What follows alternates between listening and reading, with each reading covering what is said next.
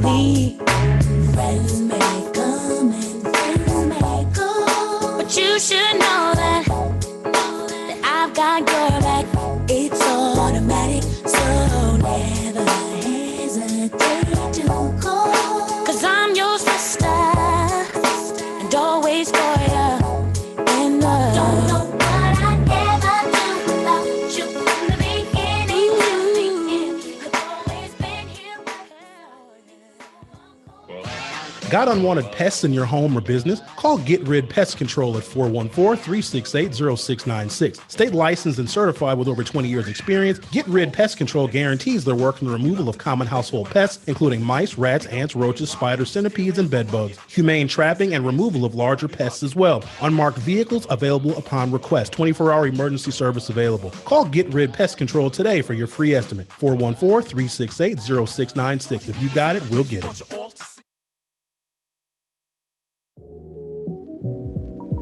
The Forum 2, exclusively on YouTube Live, weekdays from 9 a.m. until 10 a.m. Central Standard Time. We tackle the tough issues, political, social, cultural, and racial. It may not be what you expect to hear, but we will definitely give you what you need to know. Check out our website, theforum2.com. Call in live, 414-395-0484. Check us out.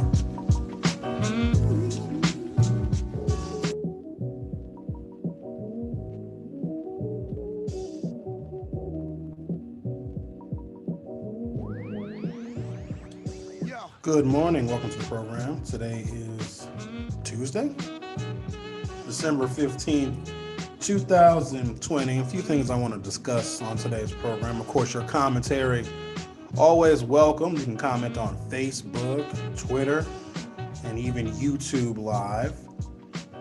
So the electors have cast their ballots. And in case it wasn't official a month ago, it's like super official now that Joe Biden will be the 46th president of the United States, as if we had any doubt.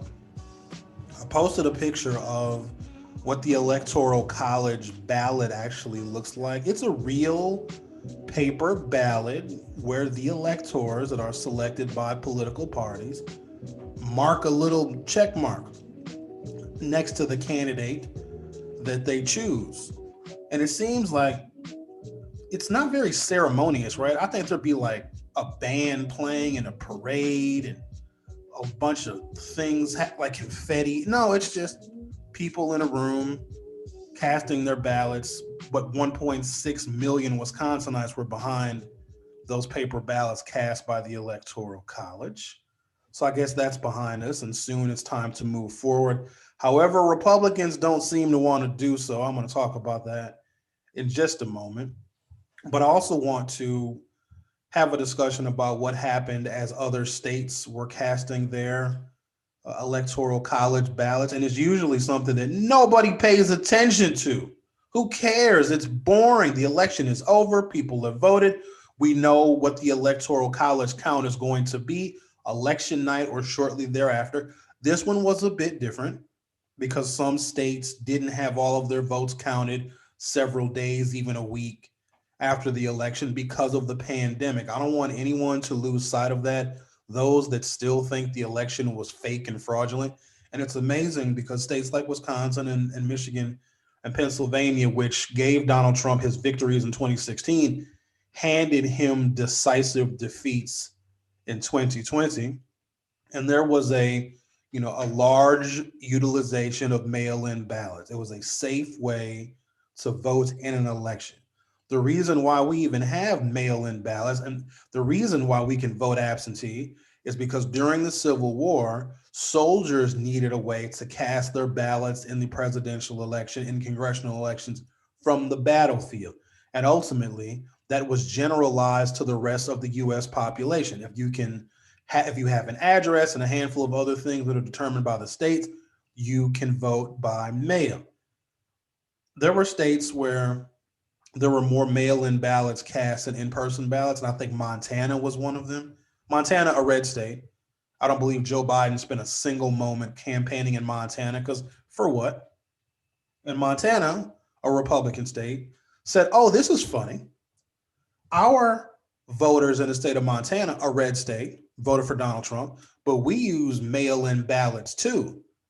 And Trump won. So why isn't he challenging our results in court? And let that stand as just the clearest picture of what the Republicans were trying to do. They were literally trying with all of their might. And some of them, even though it's over, I hate that I even have to still talk about this, but it's very over. It's been over, but it's really super over now. They used everything that they had, and some of them are still not conceding to try and overturn the election, and they didn't even come close. And that gives me a little bit of hope. I wish I didn't have to get my hope from watching a political party literally try to throw an election away. And so I hope that this serves as a lesson for someone in the future, or a reinvented Republican Party, or who knows, a reinvented Democratic Party that wants to challenge the legitimacy of an election. You can't do it. There are many, many systems at play. There was some concern on my part that all of the judges and the federal judges that Donald Trump appointed, because he appointed at least 400 judges all over the place that are going to serve lifetime appointments on appellate courts and in federal courts all over the country. I was under the impression that they were all in cahoots together. So anyone who would be appointed by Donald Trump would prioritize him over the democracy, would prioritize Donald Trump over the voters, prioritize him over decency and common sense. I was under that impression. And even with the U.S. Supreme Court, because look how hard he fought to get Judge Kavanaugh. He wanted to get certain justices on the court because he knew this day was coming. Well, he didn't know. Advisors around him knew this day was coming. And so they wanted to essentially inoculate themselves, get this electoral vaccine that would allow Donald Trump to steal the election if he didn't win the election. If you didn't win it, if you can't steal it, then you're going to find a way to overturn it, and you will do that in the court. And I think they use erroneous precedent because in the year 2000, under very different circumstances, the Bush v. Gore debacle in the year 2000, what a way to start the new century in the year 2000, Bush versus Gore, where that decision, the decision to stop counting votes in Florida did land in the Supreme Court. So the very simple view is, well, if Trump has a very favorable and conservative Supreme Court, then we can make sure the election goes to that Supreme Court where Donald Trump appointed. How many justices did he appoint? 2, 3, 3. And they could potentially give him a favorable outcome. I'm glad to say that they did not. For once, during this dreadful 4 years, I saw conservatives elevate the principles of decency and democracy. It does not mean they're going to do it all of the time. We still have yet to be really disappointed by the people that Donald Trump put in place, especially on the Supreme Court. There's plenty of time for them to disappoint us, and I assure you they will. I promise they will. But this time they didn't. So I'm glad that that part is over with. I do have some information about what happened in other states, because I was expecting some stuff. Because the MAGA people that fly the flags and have hats, for comparison purposes, contrast purposes maybe, Joe Biden is not going to get hats made, right? If I saw a Democrat, and I see them all the time. I live in the Black community in Milwaukee. I see Democrats. They're all over the place. If I saw somebody wearing a Joe Biden hat, I'd look at him like they're an idiot. Doesn't it seem ridiculous that somebody would be so indoctrinated that you would wear a hat with the president's name on it? Like, we all know who the president is. Like, the wearing the hat symbolizes something else. And that other thing that it symbolizes, like Trump was this cultural phenomenon that just makes no sense to me whatsoever. Like, how do you idolize somebody so much? Well, I guess if I really think about it, it's sinister and evil and probably racist. Not probably, is racist. but Biden supporters don't need to wear a hat or fly a Biden flag. If I saw somebody flying a Biden flag in their front yard, even though great, you voted for Joe Biden, I probably would take it down. Like, you don't need to do that. We don't do that anymore. That was a very unusual era in American history. So, like, I don't want to set the trend or see a trend set where you just, oh, who's the president? Let's get a flag. However, if Kamala Harris becomes president, I might fly a Kamala Harris flag. Let us call the roll, shall we? What do we got here? Haywood Beeman. Good morning to you. Tutu Reeves. Good morning. Antonio Glenn. Good morning. Today is the announcement, right? Oh, you know what? No. Here's what I can tell you. What's the date today? Today's the 15th, Tuesday. Pull up my calendar. I'll make the announcement within a week. There's a lot of preparation that I have to do, like a lot more than I thought.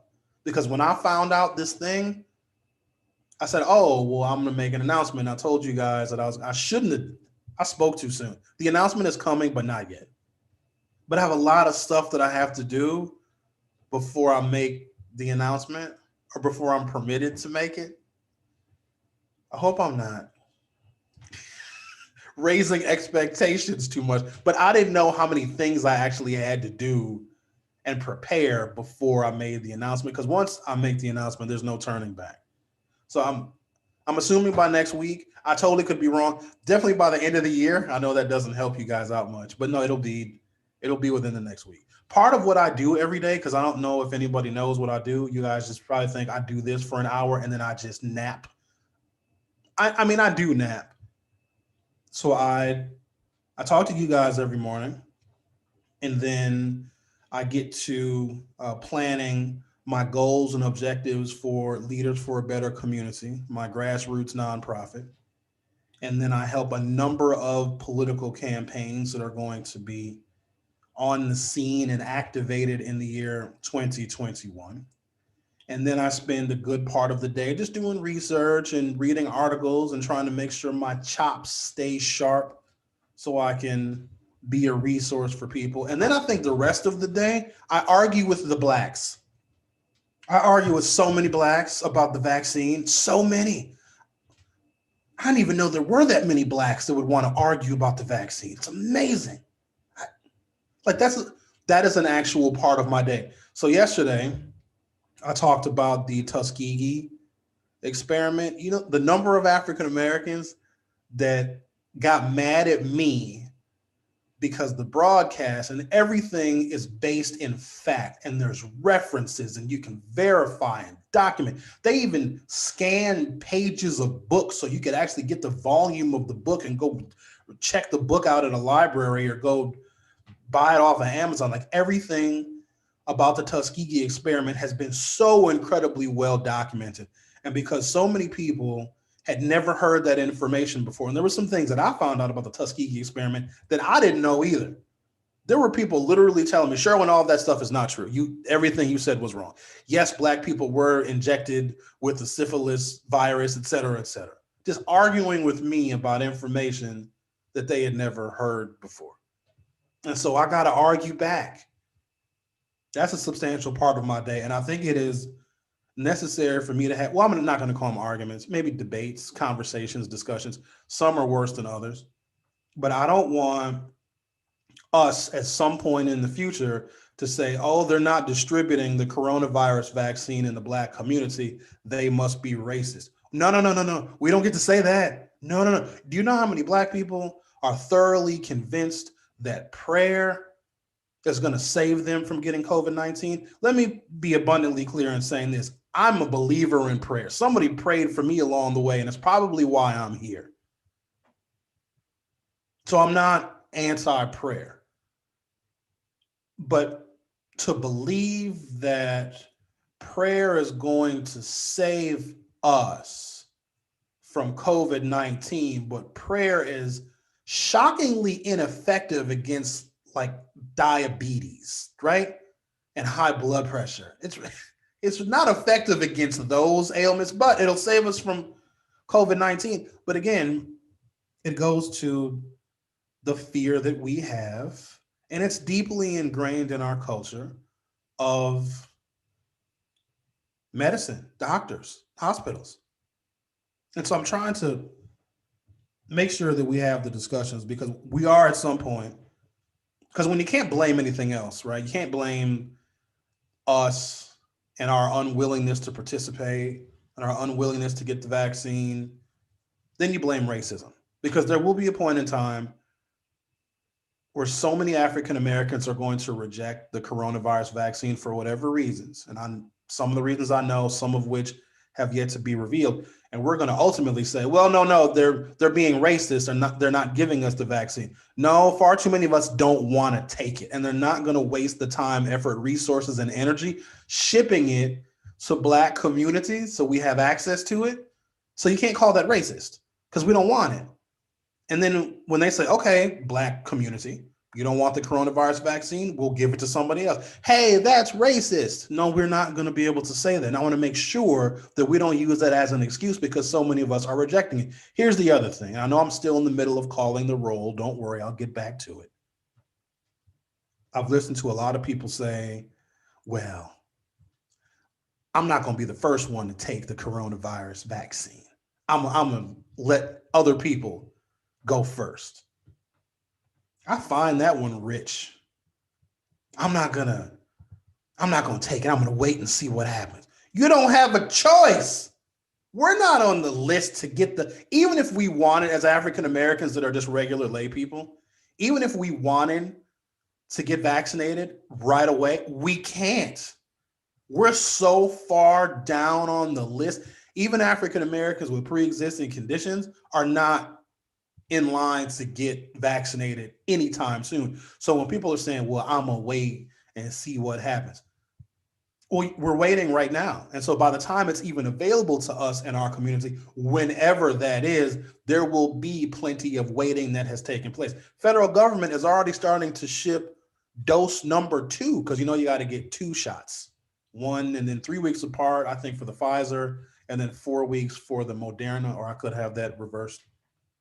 They're already starting to ship the second dose. And so I'm watching the news, a lot of mainstream news, national broadcasts or whatever. And they're showing is people getting the vaccine. A few Black people, there's a few African Americans that they'll show. Not many. I don't know if there was anywhere in the country where an African American was the first person at a doctor's office, at a clinic that that works in the field of medicine, that was the first one to get it. We're not going to be first. So those of you that are saying, I'm not going to be the first one to get it, I know you're not. We simply are not. Bambi Esky, good morning to you. Orvana Harris, good morning. Gail Williams, good morning all. How about some jazz, Sherwin? I got some jazz for you. Gail, you want to hear some jazz? I got a big old jazz folder. I'll play some jazz for you tomorrow. Denise Jones, good morning, people. Sarah Laguerre, good morning. Marcy Stutzman, good morning, Mr. Hughes. Good morning, Miss, or is it Mrs. Stutzman? Don't know if you're married or not. Alicia Johnson, good morning to you. Dorian Higgins, good morning, my brother. It's amazing how many people don't understand the election process. It's more complicated than people think, right? If you ask most people, especially during the thick of the 2020 presidential election, then you ask just a regular layperson, hey, layperson, how does the election work?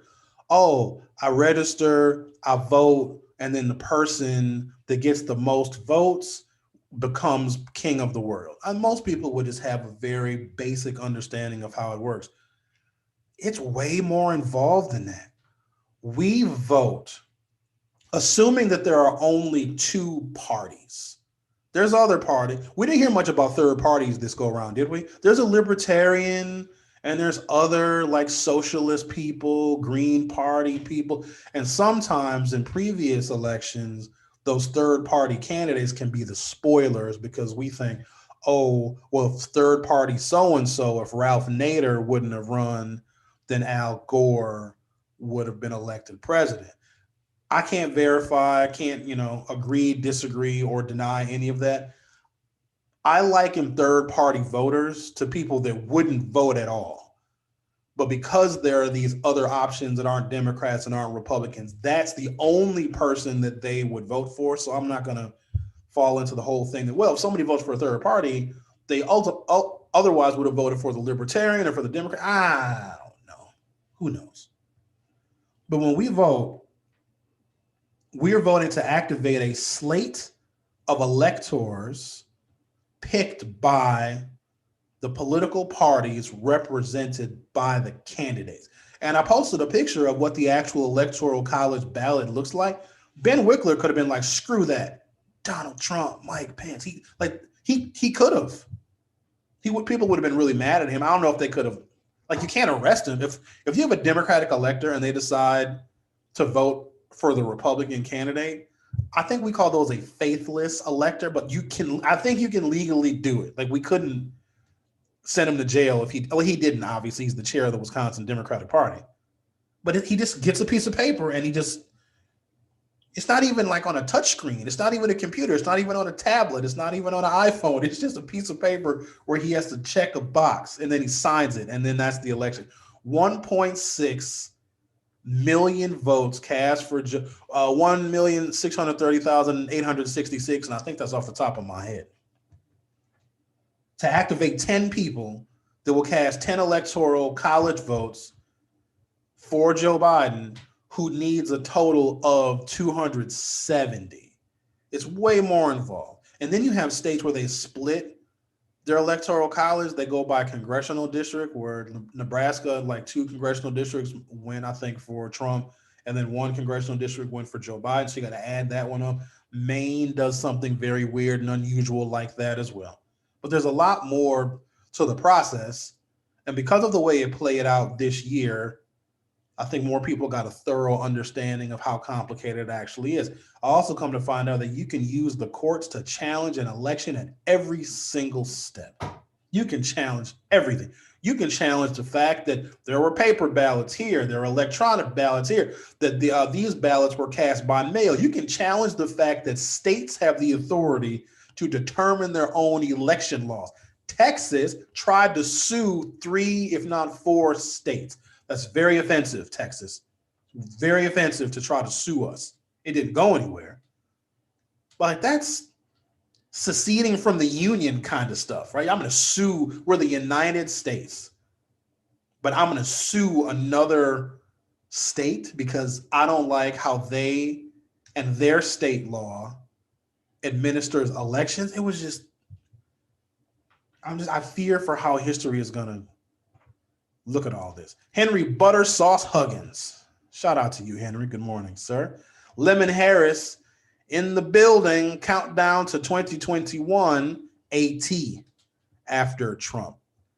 Are you guys going to have New Year's Eve parties? Because if there was ever a time to celebrate one year ending and another year beginning, it's this year. But I'm supposed to tell you, hey, people, don't New Year's Eve, because Rona, don't have a party, get drunk, eat a bunch of food, kiss a stranger at midnight. Don't do all that because the Rona. Chiquita McKinley, good morning to you. Kelly King, good morning. Curtis Cook, glad you're here. Good morning. Sahara Ali, good morning. Lori Baumbach, hello, Sherwin. I made it on time. Good. Well, not really. It says 9:13 and 14 seconds, so you're a little bit late. So Joe and Kamala win again. So much winning. We'll never get tired of it. Bush v. Gore was really a sham and was completely different because they stopped counting the votes. They did. I think it was 529 votes. As soon as George Bush was up 529 votes, the U.S. Supreme Court ordered all of the vote counting to just stop. That was the most egregious display of voter disenfranchisement that I have ever seen, and I hope to never see anything like that ever again. Melissa, good morning to you. New announcements. Guess is a guest lecturer at a local college. You gotta be kidding me. Who would have me lecture at the local college? That wouldn't be a good idea because I go off script way too easy. And also, I talk about white people quite a bit, and white people don't like that. Some white people, like critically thinking, really intelligent, cerebral, highbrow white folks, don't mind, but the other white folks, Sherwin, you're a racist. So I don't think that they would ever. But I appreciate that level of confidence that you have in me that I would be a guest lecturer at a college. Gregory Boswell, good morning to you. Udell Harris, good morning, Udell Harris. Douglas Dickerson, good morning, Professor. Professor Hughes. Switch from Mrs. Bryant's show to your show. You know, Michelle, for those of you that don't know, is Michelle on right now? We try not to compete because Michelle, when she started doing her broadcast, Michelle is a friend, a former colleague of mine at a radio station, and we also worked for a Wisconsin state senator. In fact, I used to commute with Michelle to Madison when we worked for the same state senator. Easily one of the most brilliant people I've ever met. Very intelligent, has such a commanding grasp of the issues. In fact, when I was at WNOV, I wouldn't let a lot of people fill in for me when I wasn't there. But Michelle Bryant was someone who I always felt comfortable filling in for me. Michelle Bryant, Eric Vaughn, and then the late Polly Williams were the only people that I entrusted the coveted microphone to in my absence. And so she has a broadcast. And I hope that Michelle gets back on the radio because I think that what she says and the way she delivers information needs to be heard by more people because it's really, really useful. The thing about a democracy, because I just assumed that everybody knew how a democracy works. A democracy is fueled by information constantly, real, honest, fact check truth. If we don't have that, then democracy fails. And there needs to be a constant churning out of information every single day, all of the time. That is why the news cycles never end, because that actually fuels the democracy. Because the more information we know, the better choices we can make about issues, about bills, about laws, about policing, about race relations. So we need information constantly. And I think Michelle is an excellent person to deliver that. So I hope she gets back on the radio one day. Miss Dream Johnson, good morning to you. Kelly Turner, good morning. So I can see some you. So you guys are watching on YouTube. Lemon Harris, the black female head of a hospital. I forget where, but they interviewed her on the TV yesterday. Was she one of the first blacks to get the Rona shot? Because I think we need to see more of that. I don't know if it's going to help or not. If more African Americans are get the coronavirus vaccine, and then we watch them very closely to see that they don't die. Now, what would be really terrible? Listen, some people are going to get adverse reactions, and the other thing is, just in the normal general population, different people are going to react differently. Some people are going to get anaphylaxis. You're like, when people are allergic to stuff like seafood and shellfish, and they eat it and they get all swollen and they kind of die. Sometimes they die, sometimes they don't. There's a possibility that in tens of millions of people, isolated incidents of anaphylaxis could take place. Some people are going to get really, really high fever. Some people are going to get sicker than others. Some people may have undiscovered underlying health conditions because people have not been going to the doctor and getting preventative care during the Rona. People have not. They have not. They've been scared to leave the house and scared to go to the doctor to get checked out when things are bothering them. There could be a situation or two where someone had something underlying and the vaccine could activate or make worse their underlying condition. And what's going to happen is the media is going to grab onto it. We have to look at things in terms of large scale numbers. If 50 million people get vaccinated and 4 people get Bell's palsy, the odds are probably in your favor. You're not going to get Bell's palsy. But here's the other thing, because I've seen this circulated a lot too. Bell's palsy is when your face gets paralyzed a little bit, not totally paralyzed, but a little bit of facial paralysis. And sometimes it goes away, I think. But I think there were a couple of cases where people got the Bell's palsy and they attributed it to the coronavirus vaccine. But I thought all of those were fake because when those stories came out, it was like the day the coronavirus vaccine was made available. And these were not the individuals that would have been on the short list to get it first. But they also said the number of people that reportedly got Bell's palsy are the same number of people that would have developed it anyway. So the vaccine may or may not have had anything to deal with it. But you're going to hear a lot of excuses as to why we shouldn't get it. If we're doing that, if the Black community, especially, because I can't worry about other communities because other communities don't necessarily worry about us, but if we are saying, there's a lot of African Americans who don't want to get it because the Tuskegee study and we don't trust doctors and hospitals and medical providers, we can't then say 6 months or a year later when everybody is vaccinated and people are going to the beach and people are at Applebee's partying and stuff and touching each other's faces like, I got vaccinated. I can touch faces and people are going to, whatever they're going to do back when we used to do stuff. And Black people are going to be like, oh, I want to do stuff. They're racist because they're not giving us the vaccine. Now, remember, we didn't want it. We were going to pray on it. And let me not speak negatively on prayer because y'all will come at me.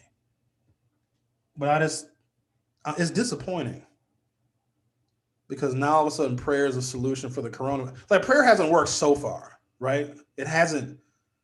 We're still more likely to die as African Americans. So I guess pray more or pray harder. Douglas Dickerson said she just finished. Michelle Bryant just finished her broadcast. Okay, I'll check out her broadcast later. Rosalind Anderson, good morning to you. Rosalind Anderson, why are you so trusting of this vaccine? I understand that you want to educate your people, but what if it harms more people than helps? The coronavirus is going to harm more people than help. That's number one. Number two, I've gotten vaccines before, and Rosalind, you probably have too. Diphtheria, measles, mumps, rubella, tetanus. You've all gotten a tetanus shot. If they wanted to put some murdery stuff to kill people, I don't know who they want to kill. Us, poor people, Black people, people on welfare. I don't know. They could have done that already, and so I trust vaccine. I'm also a person that got allergy shots as a kid. I had a really, really bad hay fever. So every week from when I was like kindergarten to when I started high school, every single week I had to get allergy shot. So I don't have any adverse, or apprehensions to getting vaccines or getting shots because I've been getting them literally my entire life. But I also trust science. And that troubles me because we have a community that cannot afford to not trust science. I believe that when you put the best and the brightest together and you give them a lot of financial incentive to find a cure for something, like this breakthrough is incredible. And I think it's worth celebrating. And I'm not in a position, and I've done whatever research I can. I posted a couple of videos of people actually analyzing what's in the coronavirus vaccine and the spike protein. It's like fat, sugar, salt, and bits of RNA, which doesn't mean much to any of us, but like that's it. I'm not in a position, like I'm not a lab technician. I don't have a microscope and a lab coat. I'm going to analyze what's in the coronavirus vaccine. None of us, well, I shouldn't say none. Very few of us are in that position to know what's in it. I just know that as time goes on, medical technology improves and there have been upticks in life expectancy. There's been dips in life expectancy, especially over the last 5 or 6 years, but as a whole, we live longer. You ever wonder why you can't get Social Security until you're 65 years old? Is that one 60? Is it 65? Because when the program was first put into practice in the late 1960s, people weren't living much past 65. So if you say your retirement age where you can collect Social Security is 65 and most people were dead at 66 or 67, people were only collecting Social Security for 2 years. Now you have people that have been on Social Security for 30 years. Some people have been collecting Social Security for longer than they actually worked and contributed to Social Security. That is because life expectancy is going up. Because as time goes on, we get better medicine, we have better science, we have better research, and we live longer. This coronavirus vaccine, and they essentially used a process like they do with computer coding. They decoded and recoded a vaccine. It's really fascinating stuff. And I'm not in a position to not trust it. Also, there are people who are way more prominent than me that are getting the vaccine proudly. I saw somebody cry yesterday, like, oh my God, Not crying because they were afraid or because the shot hurt. I was just waiting for this day where I could get vaccinated. Like, people are legitimately excited about it. And let me also go here, since we talking about it. You want to talk about it? Come on, we're gonna talk about it. Obama posted a picture, put something on social media. He said he was going to get the vaccine. Bill Clinton said the same thing. George W. Bush said the same, and they were going to do it on camera. They were going to do it live. And then a whole bunch of people said, oh, they're not going to actually get the coronavirus vaccine. They're going to get a placebo, or they're going to get something fake. Do you know how ridiculous y'all sound when you say that? You know what you sound like? If Barack Obama, who I still trust, I do, wish I could vote for him again. If he says that he is going to get the coronavirus vaccine, I believe him. I don't think that he would participate in some Trump-like hoax to pretend he's getting the vaccine and not actually get it. And so a lot of people, a disturbing number of people, said he's going to get something else. That's going to be a fake shot that they give him. He's not actually going to get the vaccine. Y'all sound like Trumpers that believe there was voter fraud, except you think it's vaccine fraud. You sound just like them. I've also come to find this out. So now I get it. For many, many years, I would get down on white people that are liberal and progressive but have Trump parents, or the white people that have Trump co-workers, and I would blame them because these white people that I would interact with, they're liberal, they're progressive, they vote for Democrats, but so many people in their professional or personal circles were Trumpers. And I was like, why don't you challenge them? Go get your people. You need to talk to your people, convince your people not to vote for Donald Trump. And they never really had a good comeback for that, because I would just blame them for their friends, family, coworkers, and relatives that were Trumpers. Now I get it. Anti-vaxxers are like black Trumpers. You can't tell them anything. You can't. You can put a document in front of them and research, and you can give them a whole bunch of websites and YouTube videos and links and credible sources. It doesn't matter. So there's nothing that I can say to convince a black anti-vax to be pro-vax. There's nothing a liberal, democratic, progressive white person can say to grandma or grandpa to get them to vote for a Democrat. Now I get it. Didn't get it before. Now I get it. You just can't make people do anything. Like, you can just present information, and maybe you present it in a way that's easy to digest, but that's all you can do. All I know is I want to get back to touching faces. And maybe that's what I'll do. If Sherwin is in line to get the vaccine, I think there's a thing. Somebody post that link. The New York Times, it's somewhere in the forum Facebook group, but we post so much stuff in there. I can't even tell you how far buried that link is. But you can, you put in like your information, like not detailed personal information. You just put in some stuff, and then it tells you where in line you are to get the vaccine. And it says, like, in your states, your whatever number, and then it says in your city, I think, or in your county. I'm like 800,000th in Milwaukee County. Or is it, I'm either 800,000th in the state of Wisconsin or 800,000th in Milwaukee County. I think it's Milwaukee County. And there's only 900,000 people in Milwaukee County. So I'm one of the last persons to get the Rona shot. Not the Rona, but the shot. Cassandra D. Should people be tested for COVID before taking the vaccine?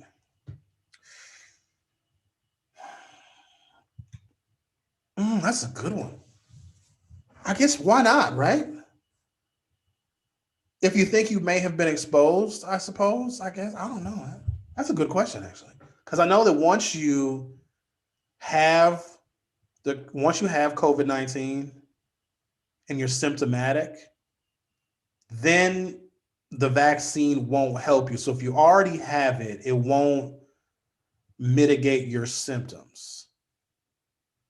But if you had the coronavirus and recovered, you should get the vaccine. So if somebody gets tested and they test positive for COVID-19, and assuming they don't have symptoms, you're quarantined for, I think they shortened the quarantine to 10 days now. So you quarantine, but then once you get over it, God willing, then go and get it.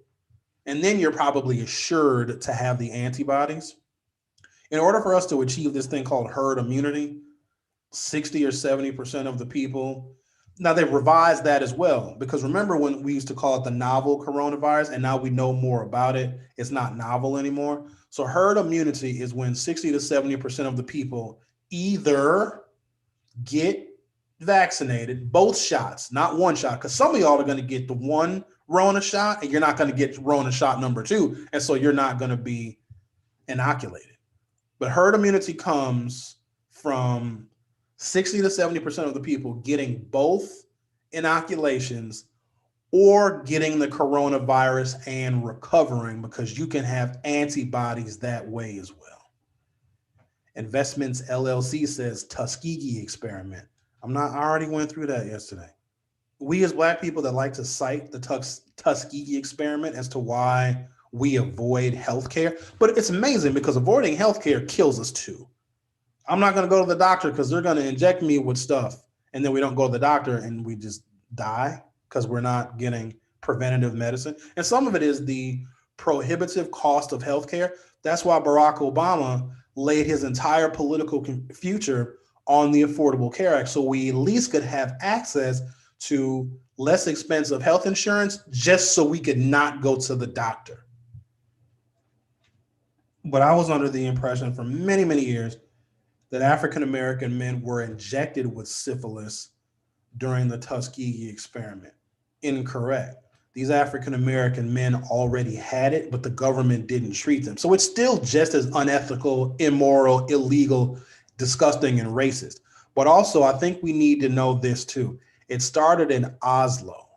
So they actually started watching people and not treating them. People that had syphilis, that were watched to see what the prognosis would be and how sick they would get, because some people went insane, some people went blind, some people died, they lost their lives. That started in Oslo. Where's Oslo? Finland, Norway? I think I said Sweden yesterday. It's one of those countries that's cold where there's many whites. But it didn't even start with African Americans. They started in Northern Europe, the experiment with watching people that had syphilis, and then they brought it to the United States.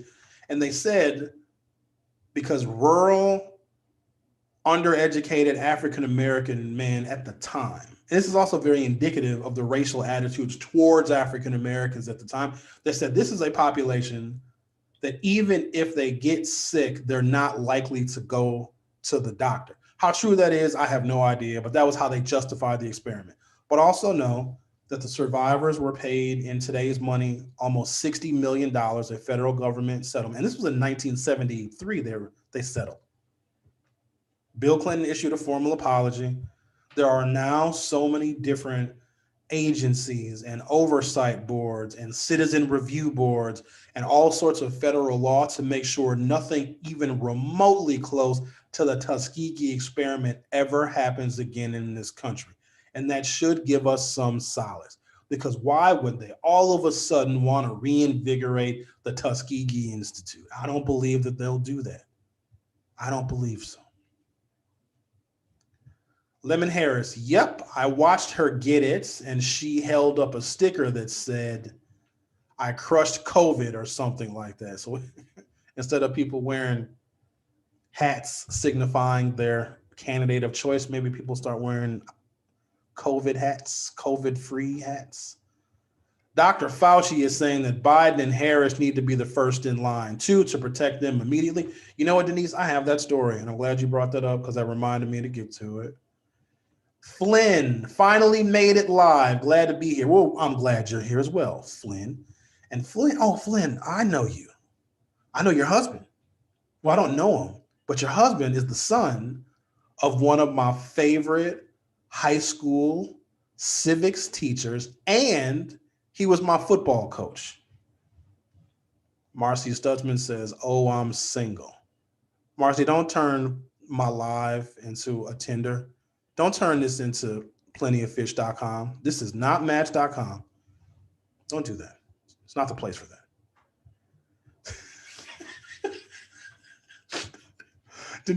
Denise Jones, I want to travel safely. Europe may not let you come in their country if you're not vaccinated. I'm getting mine. Well, good. I'm glad you're getting your vaccination. And I will too, after 814,000 people in Milwaukee County already get their vaccine. Where is this? I hope I didn't delete it. What's this? I don't know why I have that story.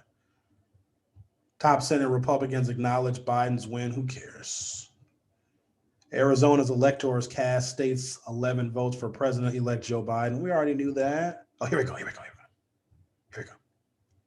Fauci. Biden should get vaccinated as soon as we possibly can. This is from the Huffington Post. President-elect Joe Biden and Vice President-elect Kamala Harris should be vaccinated for COVID-19, quote, as soon as we possibly can for security reasons. Dr. Anthony Fauci, the nation's top infectious disease specialist, said Tuesday. We want him fully protected as he enters the presidency in January. So that would be my strong recommendation. Fauci, who has been asked to remain chief medical advisor during the White House transition, said on Good Morning America. Fauci also recommended vaccinations for outgoing President Donald Trump and Mike Pence. Quote, you still want to protect people who are very important to our country right now. Are they still important to the country? I mean, I guess they're president, vice president for another couple of weeks. Trump was hospitalized for the coronavirus in early October and therefore likely has antibodies against further infection, but we're not sure how long that protection lasts, Fauci said. The White House said last week that senior U.S. officials, including White House aides who work in close proximity to Trump and Pence, would be offered the vaccine as early as this week. Trump on Sunday nixed the plan, saying those working in the White House would receive the vaccine, quote, somewhat later in the program. So those that still may be skeptical, maybe I need to better understand where the skepticism comes from, because a lot of Black folks, especially, I'm sure some whites as well, are taking the wait and see approach to let other people take the shot. I've heard that since the first talks of the vaccine, which was almost a year ago, because they started working on it immediately. People were saying, well, I'm not going to get it right away. I'm going to wait and see. Well, we're waiting and seeing right now because a lot of people are lining up and they're doing it publicly. So if these people that are taking the vaccine, the first dose, and I don't know, maybe it's the second dose that kills you. Who knows? But if any of them die, we're going to know. So today's Tuesday. I think the first people got their, well, the white lady in London was the first person like ever. Like she was the first person, a 91-year-old white lady from Britain was the first person. So if she dies, we're going to know. Even if she dies of old age and natural causes, which at 91, like that's her leading cause of death is the life she's already lived, right? She lived a lot of years. And so sometimes when you live a lot of years, you don't have any more years left. But I'll bet if she dies in the next, I don't know, 6 months, year, which is very possible because she's 91, people are going to blame the coronavirus vaccine. So I hope she doesn't die, because then people will not get the coronavirus vaccine because they'll say, oh, look, a 91-year-old lady who lived way past life expectancy got the coronavirus vaccine and now she's dead. We won't extrapolate the fact that she's 91. The first vaccinations with the Pfizer BioNTech coronavirus vaccine were administered to Americans on Monday. The initial shots are earmarked for healthcare workers and nursing home residents. As COVID-19 cases rise, it's more important than ever to remain connected and informed. And I got a link you can join or you can get updates on whatever. Kizzmekia Corbett, an African-American woman, is praised as key scientist behind the COVID-19 vaccine. We knew that already, right? Because I've talked about that before, and I'm sure you guys have found that out. So if an African-American woman is one of the key scientists behind the formulation and the formula of the vaccine, do we think that it's her goal? Because I've heard some very weird, like just out of this world conspiracy theories about her, like, oh, she's working with people to make the vaccine to kill black people. But I guess because we have been under threat in this country since our inception, I get it. But at some point, fact should matter. And having a belief that there are people that legitimately want to help other people, that everybody is not out to get us, everybody is not trying to kill us. Now, there are definitely people that are out to kill us, but not everybody. So hopefully they learn that fact is important. Dorinthia Robinson, they've said that the vaccine will only last about 6 months. So I wonder if that will also discourage people. So I didn't hear that. Well, I guess that would make sense. So if, because the flu shot, but the flu changes though. The H1N1, and then you got different strains of the flu, and every year you need to get a flu shot. Did you guys get your flu shots? I hope so. The flu shot was actually available really, really early. It usually isn't much before September or October where the flu shot is distributed widely to where you can go get it at a grocery store pharmacy or at CVS or at Walgreens. I got my flu shot in August. I was at the Metro Market picking up some low-fat MILF. And I saw a line of people, old white guys, at the pharmacy, which I guess shouldn't alarm anybody. And heard them talking about, oh, blah, blah, blah, blah, flu shot. I'm like, oh, it's too early to get a flu shot. They're like, oh, no, we're getting a flu shot today. And I got in line with them. If old people do stuff, they have a level of credibility that I don't have, right? If you're 87 and getting a flu shot and exercising and eating properly, like that's the best advice you could give. Your own chronological age makes you very credible, or you just have very good genetics, because there's some people that smoke cigarettes and live to be 97 and die from a car accident and stuff. But I think we need to stop being so afraid of the things that we don't understand. And instead of just being afraid and retreating from the things that we do not understand, maybe we should dig a little bit deeper. And really that goes for people. If we do not understand people, and if we do not understand culture, maybe we should try to foster a little more understanding. And I'm even to this day, I'm still trying to get a better sense of the direction of African American culture, because we're so diverse, yet we get judged like we're all the same. And it makes everything much more complicated, right? So my perspective on being black may not be the same as the next person, but I may be judged the same way as that other African American who I may not have very much in common with other than skin color. I do know that there is a preoccupation with amongst African Americans, not all, but enough. A preoccupation with whites, criminality, and immorality. We, to some extent, fetishize white criminality and immorality. Let me give you an example. We see a video of a white person pulled over by the police. White cop, white person, pulled over. Gets out of their vehicle. Not supposed to, right? Traffic stop. White person gets pulled over, gets out of the vehicle, yells at the cop, berates the cop. We've even seen videos where a police officer gets assaulted, and what do we always say? If they were black, they would get shot.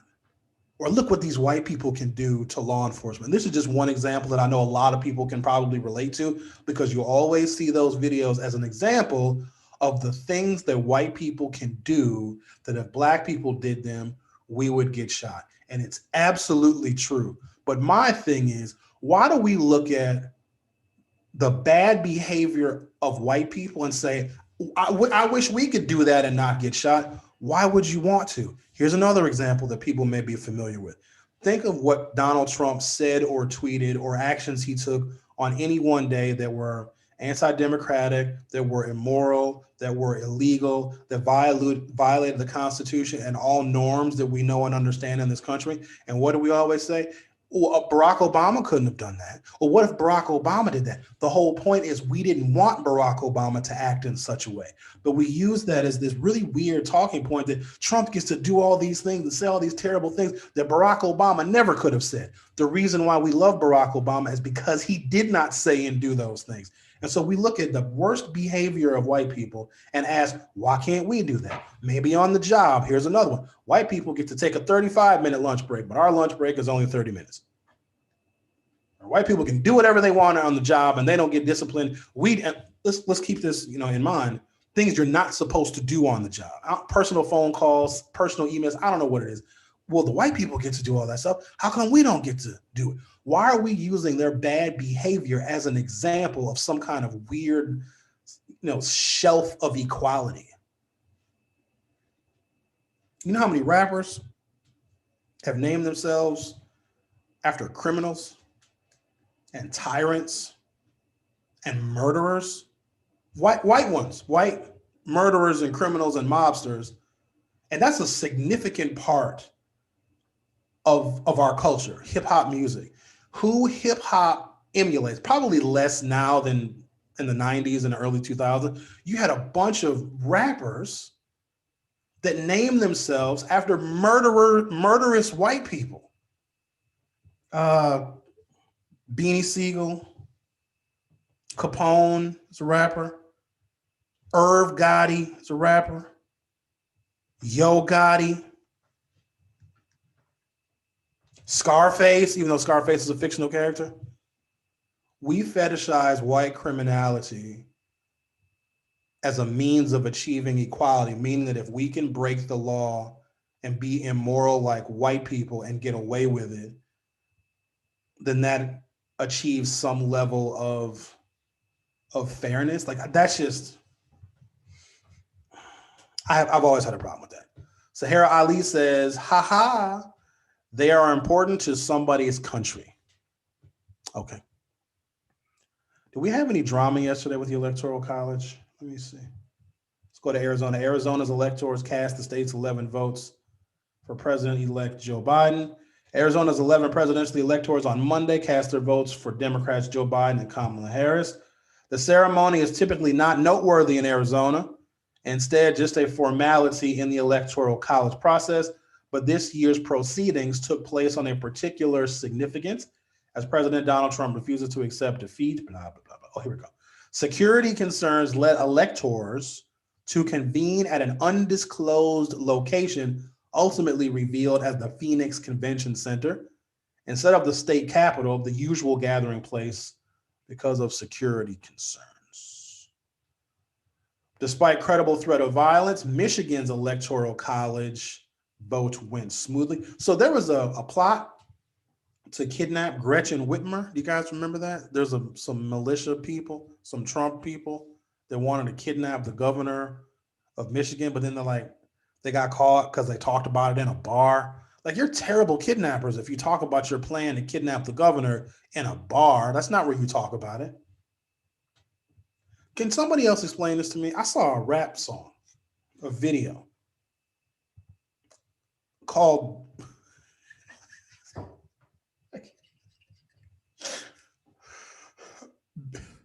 Big Gretch. Gretchen Whitmer is the governor of Michigan.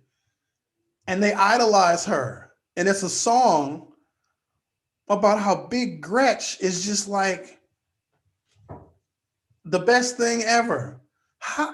She's just like an unassuming, she reminds me of Sarah Palin a lot, except, well, she's got a different political philosophy and Gretchen Whitmer is actually intelligent. But how she became a theme of Black pop culture, like she has a nickname, Big Gretch. And can somebody explain that to me? Or maybe I just need to do a whole bunch more research on why they call the governor of Michigan Big Gretch and they have a rap song about her. Maybe I'll post the song in the Forum Facebook group. Well, thank you guys. Appreciate you. Let's turn that down a little bit. Appreciate you guys hanging out and chatting, and you guys didn't yell at me too much about the the coronavirus vaccine, which is good. Maybe we're fostering a little bit more understanding. Appreciate everybody who tunes in. Like the YouTube page. Go to youtube.com or your YouTube app, search the Forum 2 and like the page and show some love and support. Appreciate that. If you have questions, comments, inbox me, post them in the Forum Facebook group, and we shall proceed accordingly. Have a good day, everybody. See you tomorrow.